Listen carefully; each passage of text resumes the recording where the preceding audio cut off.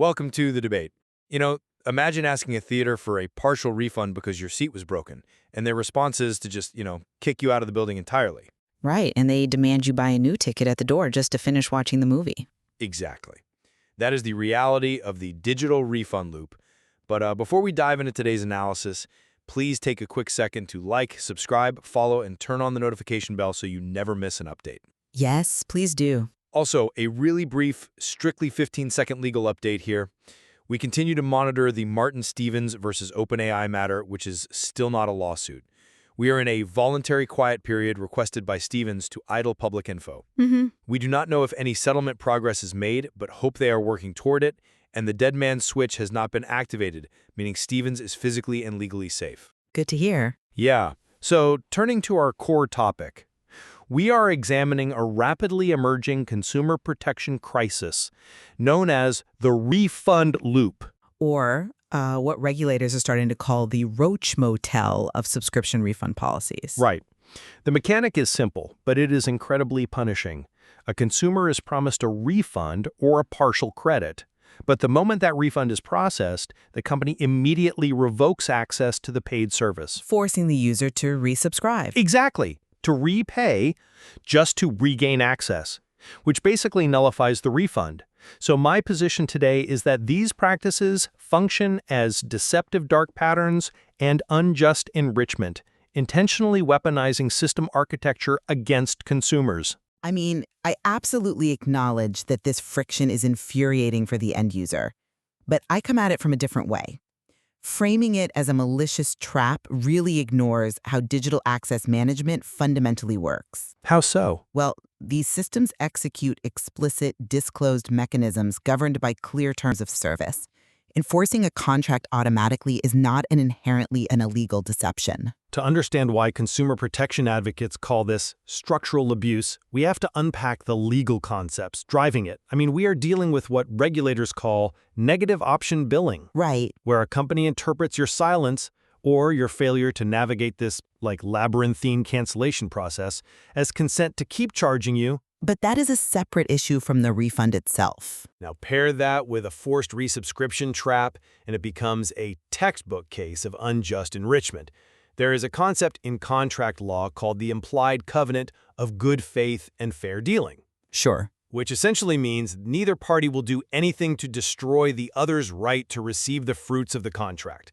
When a platform grants a refund but holds your data or workflow hostage to force a new payment, they are engineering a scenario where the cost of regaining access vastly outweighs the value of the refund itself. Okay, well, the theater analogy you used earlier is clever. I will give you that. Thank you. But you are missing a massive reality of digital infrastructure here. The theater explicitly handed you a contract at the door saying, if you ask for a refund, you have to leave. You just didn't read it. Wow. So it is just the consumer's fault? We have to balance consumer psychology with contract law. A refund reverses the transaction. It is entirely logically consistent that reversing the transaction also reverses the access. Even if the refund was just for a partial credit? Yes.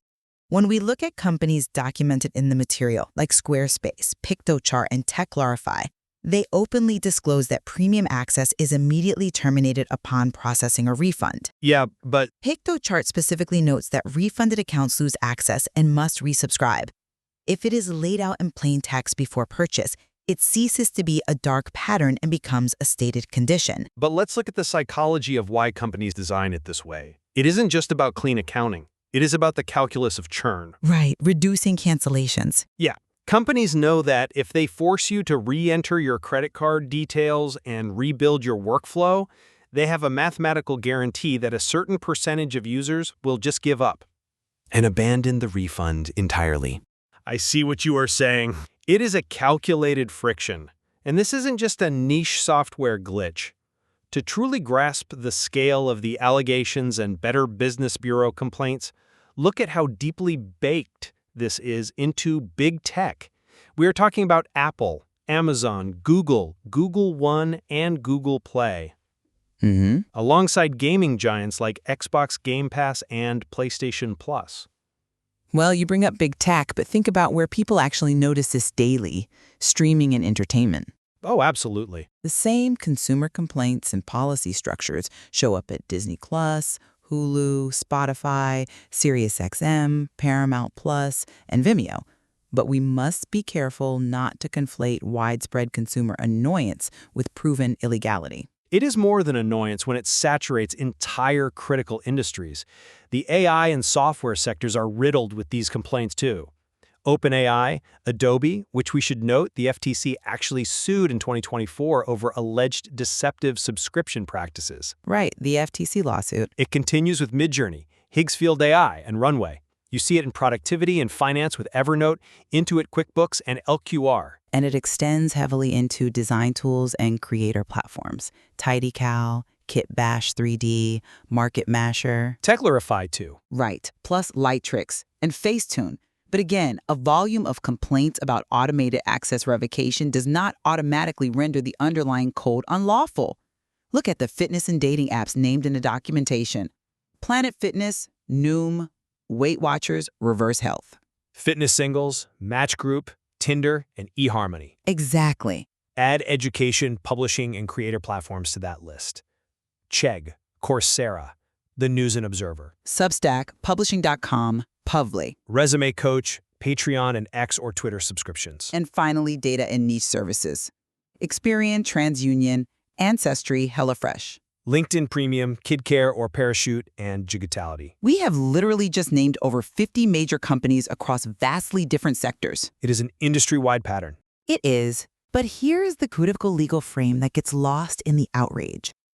With the exception of specific regulatory actions like the FTC's Adobe lawsuit, these are allegations, reported experiences, and Better Business Bureau complaints. No court has formally adjudicated these specific automated refund loop mechanics as illegal, deceptive trade practices for the vast majority of these companies. With the fact that courts haven't caught up yet is exactly what is triggering organized consumer rights activism. The structural inability for individuals to fight back is why Martin Stevens has launched an investigation into what he calls the refund loop economy. Right. He is compiling a nationwide database of these exact companies allegedly engaging in refund nullification behavior. He is testing them, right? Yes. He is reportedly considering personally purchasing subscriptions, specifically to test if refunds are effectively nullified by these cancellation flows, with the explicit intent of referring hard evidence to state attorneys general. I mean, I understand the gravity of that activism, and testing these flows empirically is valuable, but Stevens is facing an incredibly steep uphill battle legally. He doesn't seem deterred, honestly. He recently stated, and I will quote this directly, "The illegality is clear. The accountability is next. Every company engaging in refund loop practices is now on notice." Oh, wow. Yeah. He adds a warning that every single company we just named should consider themselves under active scrutiny. That is a compelling argument, but have you considered that this is highly aggressive advocacy rhetoric? We really need to look at how the legal system actually protects these platforms. You mean the arbitration clauses? Exactly. The massive, structurally sound hurdles here are forced arbitration clauses.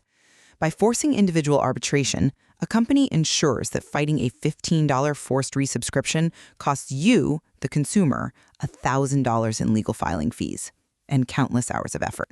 It makes it structurally impossible to challenge systemically via class action. Right. So even with regulators pushing FTC negative option billing rules, they may fundamentally struggle to classify a fully disclosed automated access revocation as deception.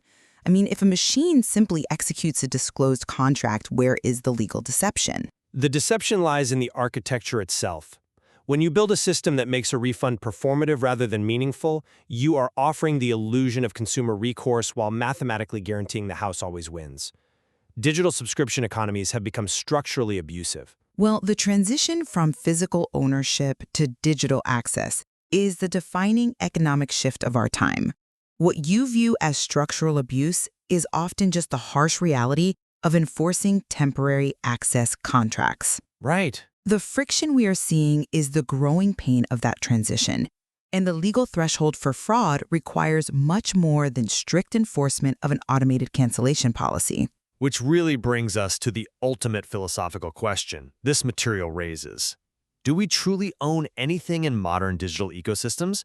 Or are we merely renting temporary access in systems mathematically designed to penalize us for trying to leave? It is a massive tension between consumer expectation and the reality of the access economy. And whether this specific loop violates the law remains deeply contested. We will leave that question open for now. Whether the refund loop becomes the defining consumer rights battle of our era is up to you, the listener, to decide. Before we go, please remember to like, subscribe, and share the show. And the next time you ask for a digital refund, just make sure they don't lock you out of the theater before the movie ends.